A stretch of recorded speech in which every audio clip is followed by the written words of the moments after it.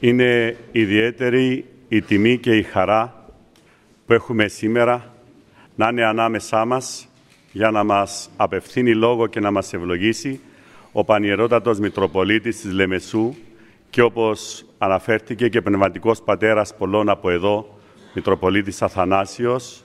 Τον ευχαριστούμε, το γνωρίζετε, δεν θα πω τίποτε για το πρόσωπό του. Απλώς επιτρέψτε μου να μεταφέρω σε όλους σας τον αναστάσιμο χαιρετισμό Χριστός Ανέστη, να καλέσω όλους να εγκολποθούμε τούτο το μήνυμα της Αναστάσεως, το οποίο, ας μη λησμονούμε, περνά μέσα και από τη δική μας προσωπική μετάνοια και είναι για τούτο που έχουμε ετοιμάσει στο τέλος να χαρίσουμε σε όλους και ένα μικρό βιβλιαράκι που αναφέρεται στη μετάνοια. Θα βάλουμε στόχο για την επόμενη πνευματική περίοδο που θα αρχίσει έστω από σήμερα που τελειώνει η άλλη, ώστε αν είναι δυνατό όλα τα σπίτια του παλιομετόχου, όχι μόνο οι 50 άντρες και οι οικογένειές τους που βρίσκονται στη συγκέντρωσή μας, να περάσουν κάτω από το πετραχύλι ενός πνευματικού, γιατί τότε πραγματικά θα ζήσουν όλοι την Ανάσταση του Χριστού. Θα καλέσω τον Πανιερότατο στη συνέχεια να μας απευθύνει τον λόγο της αγάπης του, που είμαι βέβαιος ότι και αυτός είναι αναστάσιμος, και ταυτόχρονα ταπεινά να δεχθεί ένα μικρό δώρο από τους άντρες και τα μέλη της κίνησης του παλιομετόχου. Είναι απλό, αλλά είναι από την αγάπη τους. Πανιερότατε, παρακαλώ, ελάτε να το πάρετε. Χριστός Ανέστη. Με την ευλογία του Μακαριωτάτου Αρχιεπισκόπου, ο οποίος είναι και ο κανονικός ποιμένας της κοινότητας αυτής και κατόπιν της προσκλήσεως του πνευματικού καθοδηγητού και πατρός της χριστιανικής κίνησης και πολλών αδελφών μας εν Χριστώ, έχω τη μεγάλη χαρά και τιμή να βρίσκομαι σήμερα εδώ μαζί σας και χαίρομαι ιδιαίτερα γιατί είμαι στο Παλιομέτωχο, που έχει μεγάλη παράδοση και είναι ένα ωραίο χωριό, κοινότητα τώρα μεγάλη βέβαια, που κρατά τις παραδόσεις. Ενθυμούμε και την προηγούμενη φορά που ήρθα, που εθαύμασα την ακρίβεια και την αγάπη στις παραδόσεις των κατοίκων της κοινότητας αυτής, μια κοινότητα η οποία έβγαλε πολλούς ανθρώπους εκλεκτούς του Θεού, εκλεκτούς κληρικούς, μοναχούς, εκλεκτών επίσκοπων, ο οποίος Θεοφιλός διακονεί την Εκκλησία του Κυρίου μας, στον τόπο μας, και η ίδια η ονομοσία του κοινότητος ενθυμίζει όλη αυτή την σχέση της με την Εκκλησία, με τα μοναστήρια, με τη Μονή Μαχαιρά, όλη αυτή την καλή παρουσία, το χρώμα, το εκκλησιαστικό το οποίο υπάρχει στην κοινότητα αυτή. Χαίρομαι ακόμα γιατί είμαι εδώ σε αυτήν την χαρμόσυνη ατμόσφαιρα της Αναστάσεως του Κυρίου μας, που όλοι οι χτίσεις χαίρεται και εφραίνεται, δοξάζουσα τον Θεόν και γευωμένη την μεγάλη δωρεάν της Αναστάσεως του Κυρίου. Γιατί για μας τους χριστιανούς, για μας τα τέκνα της Εκκλησίας, η Ανάσταση του Χριστού δεν είναι απλώς μια γιορτή ενός γεγονότος, ένα γεγονός που έλαβε χώρα ιστορικά πριν περίπου 2.000 χρόνια, αλλά ένα γεγονός το οποίο βιώνει ο άνθρωπος κάθε μέρα μέσα στην Εκκλησία. Γιατί χωρίς την Ανάσταση του Κυρίου, τότε και η πίστη μας και η ζωή μας και τα έργα μας είναι μάταια. Διότι δυστυχώς όλοι οι άνθρωποι ανεξαιρέτως είμαστε εν της μνήμασιν. Αυτό το οποίο λέμε όταν ψάλλουμε τον επινίκαιον ύμνον «Χριστός Ανέστη εκ νεκρών, θανάτων θάνατον πατήσας και της εν της μνήμασιν ζωή χαρισάμενος». Ποιοι είναι αυτοί οι οποίοι δέχθησαν την Ανάσταση και την ζωή? Σε ποιους εχάρισε ο Χριστός τη ζωή? Σε αυτούς που ήταν στα μνήματα. Και ποιοι ήταν στα μνήματα? Εμείς είμαστε οι εν της μνήμασιν, ο καθένας το δικό του τάφον. Γιατί? Διότι η φύση μας η ίδια ευρίσκεται δυστυχώς υποδουλωμένη στην φθοράν και στην αμαρτία και στον θάνατον. Ο καθένας μας γνωρίζουμε από την προσωπική μας ζωή ότι δυστυχώς είμαστε ζυμωμένοι μέσα στην φθορά της υποστάσεώς μας. Είμαστε αναμεμειγμένοι με τον θάνατον τον ίδιο. Και όταν λέμε θάνατον, δεν εννοούμε τον βιολογικό θάνατο μόνο, αλλά εννοούμε όλη αυτή την απόσταση ή την αποστασία μας από τον ζώντα Θεόν. Ο Θεός είναι η ζωή του κόσμου, ο Θεός είναι η δική μας ζωή και η απόσταση μας από τον ζώντα Θεόν είναι ο δικός μας θάνατος. Ζούμε, αγαπητοί μου αδελφοί, μέσα σε αυτόν τον κόσμο και έχουμε μπροστά μας καθημερινά, αντιμετωπίζουμε αυτήν την παρούσαν κατάσταση. Είναι αρκετό και μόνο κανείς να ακούσει μια μέρα ένα δελτίο ειδήσεων για να καταλάβει πού πορεύεται ο κόσμος. Δυστυχώς έχουμε τη δυνατότητα σήμερα να ενημερωνόμαστε για όσα συμβαίνουν γύρω μας. Και λέω δυστυχώς διότι φαίνεται ότι το κακό, ο πόνος, οι θλίψεις, ο θάνατος, η δυσκολία της πορείας του ανθρώπου ζωγραφίζεται καθημερινά μπροστά μας. Βλέπουμε παγκόσμια φαινόμενα τα οποία οδηγούν την ανθρωπότητα σε αδιέξοδα. Βλέπουμε παγκόσμια προβλήματα, βλέπουμε κοινωνικά προβλήματα, ζούμε εθνικά γεγονότα δύσκολα. Ζούμε και μεγαλώνουμε τα παιδιά μας τα ίδια σε μια πατρίδα της οποίας αμφιβάλλεται το μέλλον και η οποία πατρίδα ευρίσκεται στο στόχαστρο πολλών εχθρών και πολλών κακοβούλων ενεργειών. Δεν είναι χωρίς σχέση με τη ζωή μας η εθνική μας υπόσταση. Όταν προσευχόμαστε στη Θεία Λειτουργία, παρακαλούμε τον Θεό να χαρίσει ειρηνικών το βασίλειο, ειρηνική δηλαδή την ζωή μας στον τόπο που ζούμε, για να έχουμε και εμείς ήρεμον και ησύχιον βίον, εν πάση ευσεβία και σεμνότητη. Είναι ανάγκη να έχουμε ειρήνη για να μπορούμε να διάγουμε τη ζωή μας με κάθε ευσέβεια και με κάθε σεμνότητα. Να μην έχουμε ταραχές. Άρα αυτή η δυσκολία η κοινωνική, η δυσκολία η εθνική, οπωσδήποτε έχει αντίκτυπο στην ίδια μας την ύπαρξη. Ακόμα έχουμε προβλήματα μέσα στις οικογένειές μας. Δυστυχώς βλέπουμε καθημερινά την οικογένεια να διασαλεύεται, βλέπουμε την οικογένεια η οποία γεννά τους ανθρώπους στον κόσμο αυτό, στον τόπο μας, να ευρίσκεται σε μια πολύ δύσκολη θέση. Να σας πω ένα παράδειγμα, έτσι για να μην μιλώ θεωρητικά, και κάτι που το είπα πολλές φορές στη Λεμεσό, αλλά να το πω και εδώ που είμαι εκτός των ορίων της πόλεως. Όταν ο Θεός οικονόμησε μέσα στην άπειρη του γνώση να ευρεθώ στην πόλη της Λεμεσού ως επίσκοπος από τους χώρους των μοναχών, μετά από τόσα χρόνια, διότι από την νεαρή ηλικία μου έφυγα από τον κόσμο, πήγα στο Άγιον Όρος, μετά επέστρεψα στο μοναστήρι πάλι, ξαφνικά σε ηλικία 40 σχεδόν χρόνων ξαναβρέθηκα μέσα στον κόσμο, μέσα στην κοινωνία, επικεφαλής μιας εκκλησίας.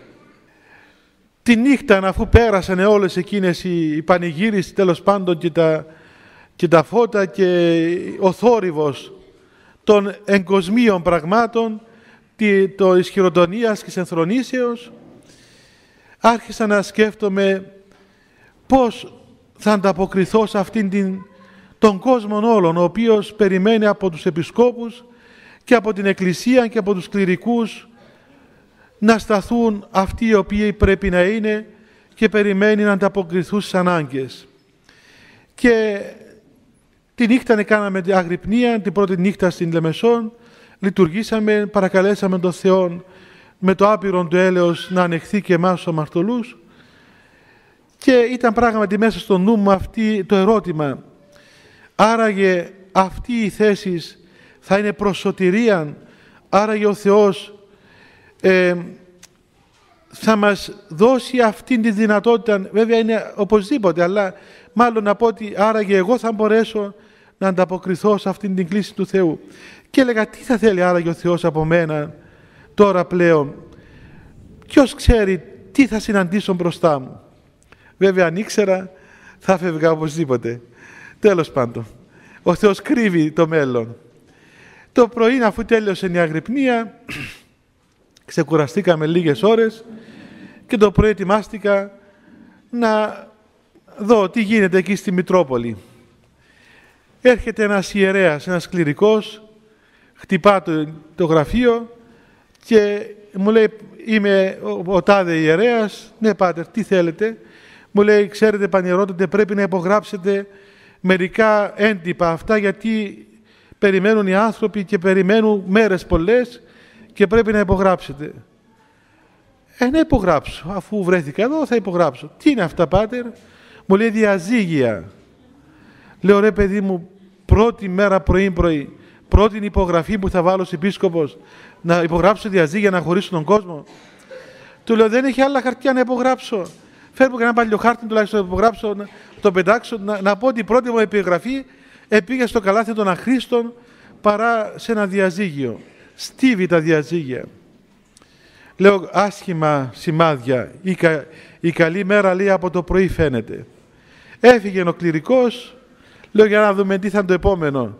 Χτυπάει η πόρτα, έρχεται ένας κύριος. Ποιος είσαι εσύ, γέ μου? Είμαι εδώ, εργάζομαι υπάλληλος στη Μητρόπολη. Τι θέλεις εσύ? Πρέπει να υπογράψετε κάτι πράγματα. Τι θα υπογράψω? Ένα μπλοκ επιταγών. Λέω, καλά σημάδια.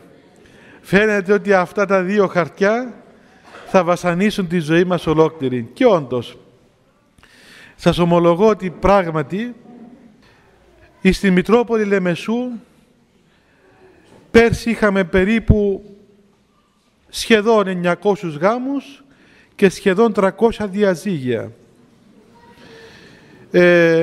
Ο Θεός βέβαια να φυλάει να μην συμβαίνουν αυτά τα πράγματα, αλλά θέλω να πω ότι η κοινωνία μας διέρχεται μια δυσκολία και φαίνεται ότι αυτή η δυσκολία θα αυξάνει και ζούμε αυτόν τον άδη, αυτήν τη δυσκολία, αυτήν την τραγωδία της ανθρώπινης φύσεως. Είμαστε βυθισμένοι εν της μνήμας ή της απογνώσεως της απελπισίας. Η ζωή μας πορεύεται εν σκότη και σκιά θανάτου. Και όλη η ζωή μας είναι έτσι. Κάθε μέρα βλέπουμε μπροστά μας τον πόνο, τη θλίψη, τη δυστυχία, τον θάνατο, την αμαρτία. Την αμαρτία την προσωπική μας. Αυτή που βιώνουμε εμείς ως άνθρωποι κάθε μέρα ή στην προσωπική μας ύπαρξη και στην ύπαρξη των αδελφών μας. Καθημερινά είμαστε μπροστά στο γεγονός της πεπτωκίας φύσεως, της φύσεως της ανθρώπινης, η οποία παλαίει με την αμαρτία. Η ζωή μας αλέθεται κάθε μέρα μέσα στο μήλο του θανάτου, της αμαρτίας, του άδου. Και η Εκκλησία καλείται να δώσει έναν λόγο, να απαντήσει στον κάθε άνθρωπο, να απαντήσει σε εμάς τους ιδίους. Σε εμάς τους ιδίους πρώτα, ώστε εμείς βέβαιοι όντες περί της απαντήσεως, να απαντήσουμε κι εμείς σε αυτούς που περιμένουν λόγον. Βλέπετε, ο Κύριος όταν αναστήθηκε δεν επήγε να εμφανιστεί στον κόσμο ολόκληρον κατευθείαν. Βρήκε πρώτα τους Αποστόλους, τους έδωσε την απάντηση της Αναστάσεως, μετά βρήκε περισσότερους και περισσότερους και περισσότερους, μέχρι που διελαλήθη το μήνυμα της Αναστάσεως εις όλον τον κόσμο. Βλέπετε ότι ο Θωμάς ο ίδιος, όταν του είπαν οι άλλοι ότι ανέστη ο Κύριος και όφθη Σίμωνη και τον είδαμε όλοι, είπε ότι δεν πρόκειται να πιστέψω εάν δεν βάλω το δάχτυλό μου στον τύπο των ύλων. Και καλώς έκαμε ο Θωμάς, διότι απέδειξε ότι δεν ήταν ανόητος ούτε αφελής. Και η Εκκλησία επενεί τον Θωμάν. Και ψάλλουμε στην Εκκλησία ότι ό,τι καλής απιστίας Θωμά. Δηλαδή επενούμε την καλή απιστία αυτή, διότι απιστία πίστη γεννά και χαίρει ο Κύριος ερευνόμενος και χαίρει ο Θεός, ο Χριστός, όταν ο άνθρωπος τον ερευνά και όταν ο άνθρωπος τον αμφισβητεί για να γεννήσει εκ της αμφισβητήσεως την πίστη. Όταν ο άνθρωπος εκ καλής διαθέσεως και σοφροσύνης δεν δέχεται οτιδήποτε του προσφέρουν οι άλλοι έτοιμον, αλλά απαιτεί ο ίδιος να βάλει το χέρι του πάνω στον τύπο των ύλων. Αυτό σημαίνει σόφρον άνθρωπος και πραγματικά ορθόδοξος άνθρωπος. Άρα αυτή η απάντηση στην οποία καλείται η Εκκλησία να δώσει στον σύγχρονο άνθρωπο, οφείλει προηγουμένως ο καθένας από εμάς να τη δεχθεί στη δική του ύπαρξη.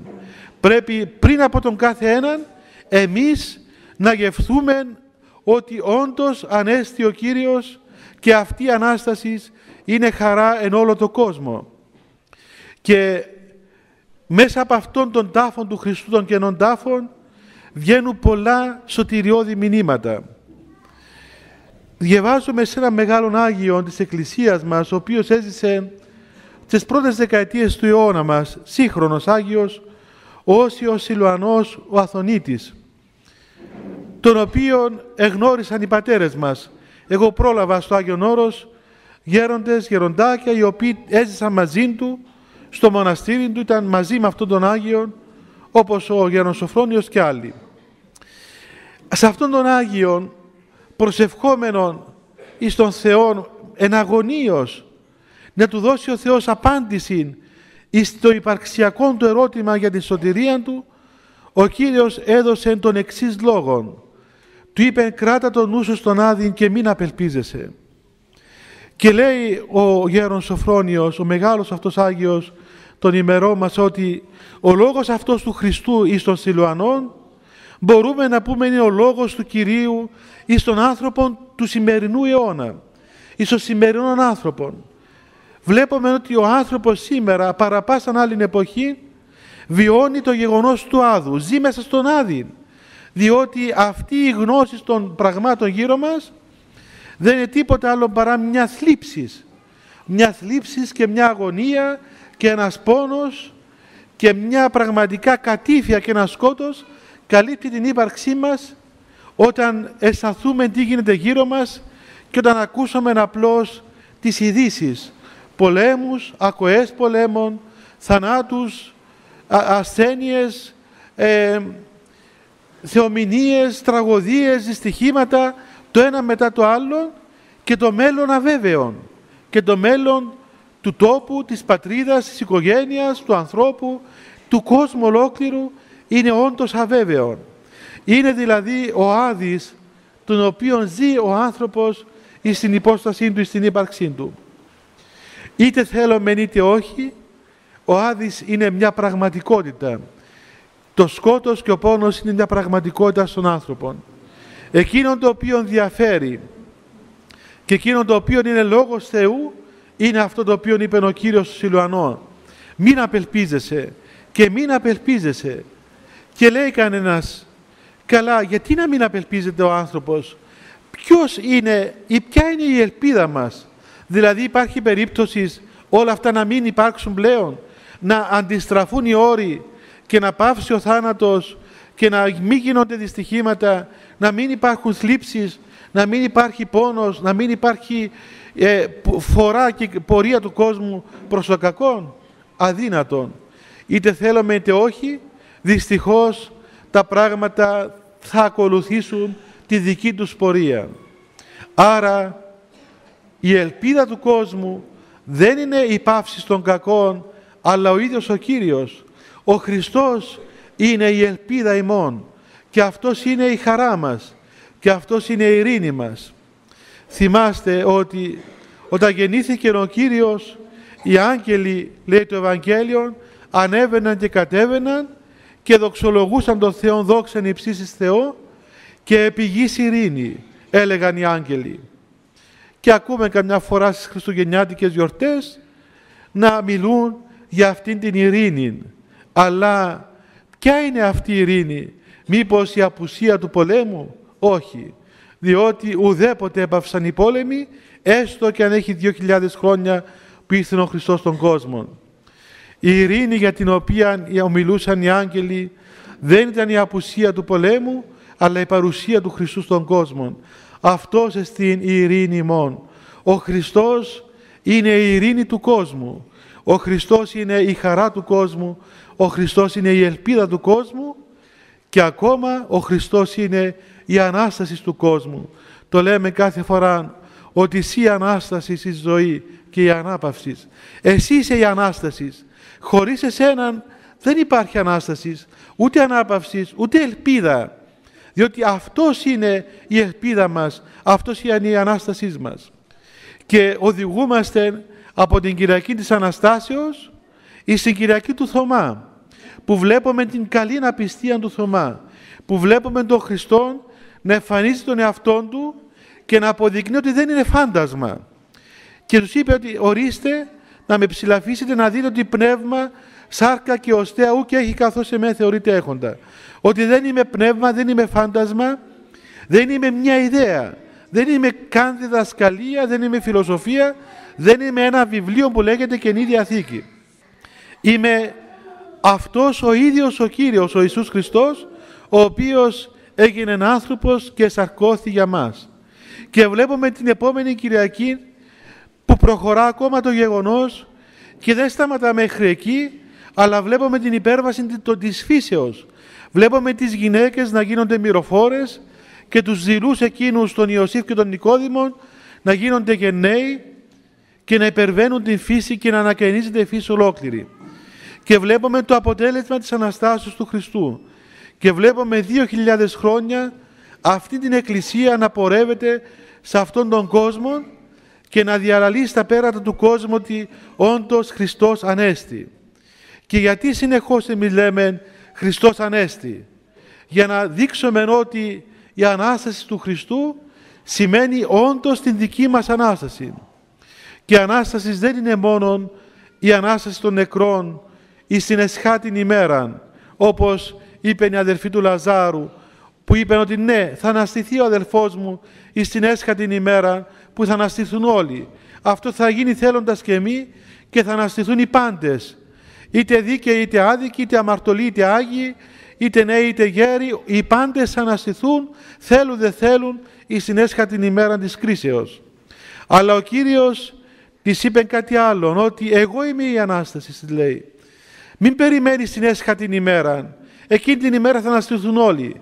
Αλλά τώρα εάν δεν αναστηθεί κάποιος και στην έσχατην ημέρα όταν θα αναστηθεί, δεν θα αναστηθεί η ζωή αιώνιον.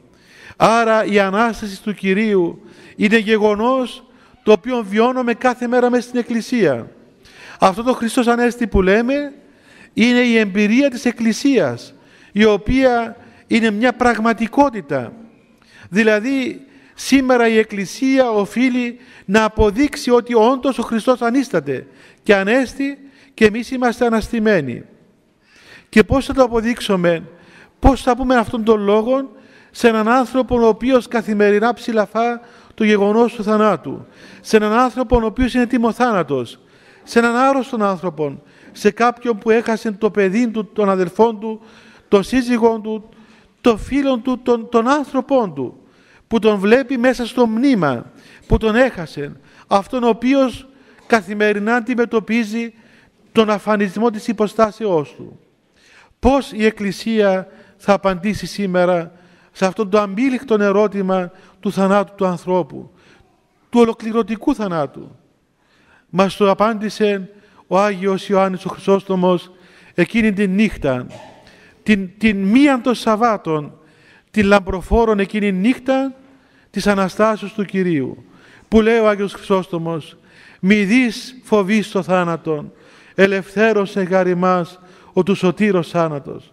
Τι μεγάλος λόγος είναι αυτός, μέσα από την εμπειρία των Αγίων, μέσα από αυτόν το παραλήρημα της χαράς της Αναστάσεως, έρχεται ο Άγιος Χρυσόστομος και λέει ότι κανένας σας να μην φοβάται τον θάνατον, μη δεις φοβείς το θάνατον, ελευθέρωσε γάρ ημάς ο του σωτήρος θάνατος.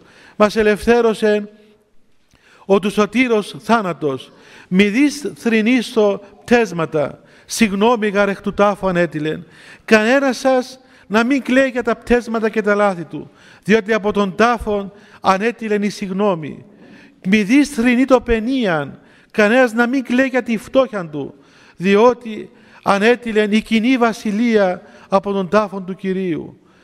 Ανέστη Χριστός και νεκρός ουδής εν το μνήματι, επιμνήματος εν το μνήματι. Ανέστη ο Κύριος και κανένας νεκρός δεν είναι μες στο μνήμα. Γιατί? Διότι αυτός είναι η Ανάσταση ημών. Κάθε φορά που πηγαίνουμε στην Εκκλησία και τελούμε την ευχαριστία και προσφέρουμε στον Χριστόν την φύση μας, την ύπαρξή μας. Δεν πάμε στην Εκκλησία για να μας πει μπράβο Χριστός, ούτε να μας πει έβγε, ούτε να πούμε ότι εμείς είμαστε καλά παιδάκια του κατηχητικού που ήρθαμε μπροστά σου αναμάρτητοι. Όχι. Εμείς πηγαίνουμε στην Εκκλησία και προσφέρουμε την γερουργία του Αγίου Σώματος και του αίματος του Κυρίου υπέρ των ημετέρων αμαρτημάτων και των του λαού αγνοημάτων. Στέκομαι μπροστά στον Θεόν ως ανάξιοι όντες, ως νεκροί, ως πεθαμένοι, ως ακάθαρτοι, αυτοί οι φτωχοί, αλλά ξέρουμε ότι αυτός είναι η πηγή της ζωής, αυτός είναι ο πλούσιος, αυτός είναι ο ιατρός των ψυχών και των σωμάτων ημών. Έτσι λοιπόν, αδελφοί μου, και τελειώνω, να γνωρίζουμε ότι μέσα στην Εκκλησία δεν είμαστε οπαδοί μιας ιδεολογίας, δεν είμαστε ακόλουθοι κάποιας φιλοσοφίας. Θα είμαστε πολύ αφελείς άνθρωποι εάν πιστεύαμε όλα αυτά που λέει η Εκκλησία και δεν είχαμε καμιά εμπειρία όλων αυτών των πραγμάτων. Θα είμαστε όντως αφελείς, οι οποίοι πιστεύουμε χωρίς να ερευνούμε. Μόνο ένας αφελής πιστεύει χωρίς να ερευνά. Μόνο στο Κοράνι λέει πίστευε και μη ερεύνα. Το Κοράνι λέει πίστευε και μη ερεύνα. Το Ευαγγέλιο λέει ερευνάτε τας γραφάς. Και οι πατέρες λέει ότι ο Κύριος χαίρει ερευνόμενος και πρέπει να ερευνούμε τον Χριστόν ώστε να γευθούμε τον πλούτον των μυστηρίων. Αλλά η έρευνα φέρει καρπόν. Ποιον? Να ψηλαφίσεις τον Χριστόν, να δεις τον τύπον των ύλων, να δεις την πλευράν από την οποία έρευσεν το αίμα και το είδωρ, τη ευχαριστία και το βάπτισμα. Να καταλάβουμε ότι όντως εμείς είμαστε τέκνα Θεού και σε εμάς υπάρχει η χαρά της Αναστάσεως. Ένας μεγάλος Άγιος σύγχρονος της εποχής μας, σε όλη την περίοδο στην οποία συναντούσαν ανθρώπους, έλεγε Χριστός ανέστη χαρά μου, για να διαλαλήσει αυτόν το μήνυμα, αυτόν το νόημα της Αναστάσεως του Κυρίου. Και εμείς συνεχώς διαλαλούμε ότι ανέστη Χριστός και ότι όντως Χριστός ανέστη. Και άρα και εμείς οφείλουμε να γευθούμε τη χαρά της Αναστάσεως του Κυρίου. Εύχομαι ολόψυχα ο Θεός, ο ζωντανός Θεός, αυτός ο οποίος καλεί τον άνθρωπο εις την πανήγυρη της δόξης της Βασιλείας Του, να δώσει και σε εμάς αυτή τη μεγάλη εμπειρία, να υπερβούμε τα παρόντα, να ξεπεράσουμε τον θάνατον, να διαλύσουμε το σκότος του μνήματος του παρόντος αιώνος και να γευθούμε αυτήν τη μεγάλη εμπειρία της αγάπης του Χριστού, να καταλάβουμε ότι ο Χριστός για μας είναι πατέρας μας, είναι αδελφός μας, είναι φίλος μας, είναι η ζωή μας ίδια. Αυτός εστίν η χαρά και η ζωή και η Ανάσταση ημών. Χριστός Ανέστη, ο Θεός της Αναστάσεως να είναι πάντα μαζί μας. Ευχαριστώ πάρα πολύ.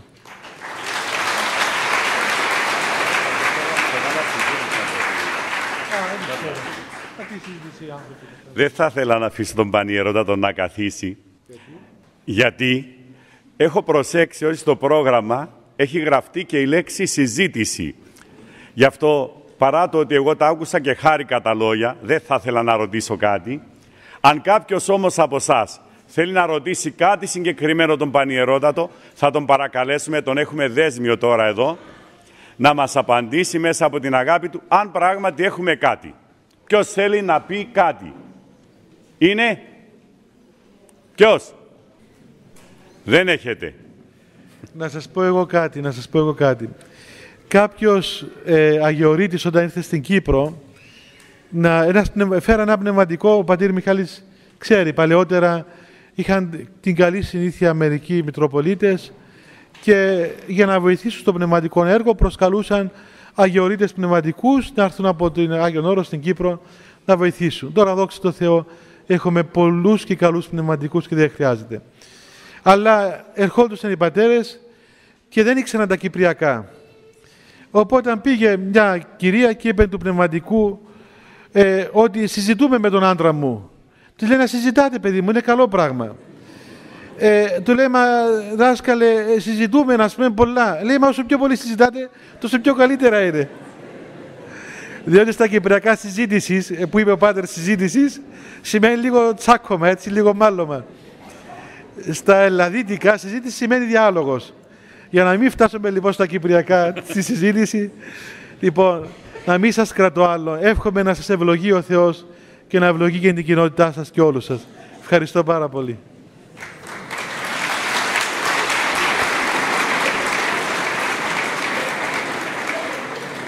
Ευχαριστούμε ιδιαίτερα τον Πανιερότατο για όσα από την αγάπη του μας έχει προσφέρει σήμερα. Να υπενθυμίσω ότι τελειώνοντας θα γίνει μια μικρή δεξίωση, όλοι μπορούμε να κεραστούμε κάτι και όπως είπα, τα παιδιά, τα λέω παιδιά γιατί είναι παιδιά μου, έστω και αν είναι και παντρεμένοι και έχουν παιδιά, είναι εγγόνια μου τα παιδιά τους, έχουν φέρει εκτός από τα κεραστικά και κάποια βιβλιαράκια. Ένα ημερολόγιο του 2001, δεν πειράζει, τώρα αρχίζει ο 5ος μήνας ακόμα, και το βιβλιαράκι εκείνο που μιλάει για την εξομολόγηση. Γι' αυτό μπορείτε να τα πάρετε όλα δωρεάν, να κεραστείτε και επειδή ο Πανιερότατος δεν θα τον αφήσουμε να μας φύγει έτσι, μπορείτε να τον δείτε και να πάρετε και τις ευχές, ιδιαίτερα όσοι τον θέλετε. Κάπου εδώ θα κυκλοφορεί, δεν θα σας αφήκουμε να φύγετε. Πώς θα κλείσουμε, Πανίκο? Έλα εδώ. Επειδή το θέμα μας ήταν, Πανιερότατε, η Ανάσταση, δεν μπορούμε να ψάλουμε άλλο εκτός από αναστάσιμο ύμνο. Το Χριστός Ανέστη.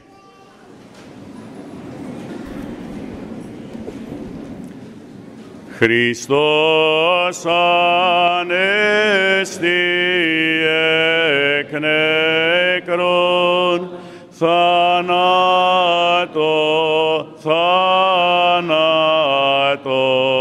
πατήσας και της εν της μνήμας ζωήν χαρισάμενος. Χριστός Ανέστη, διευχών του Αγίου Πατρός ημών, Κύριε Ιησού Χριστέ ο Θεός ελέησον και σώσον ημάς.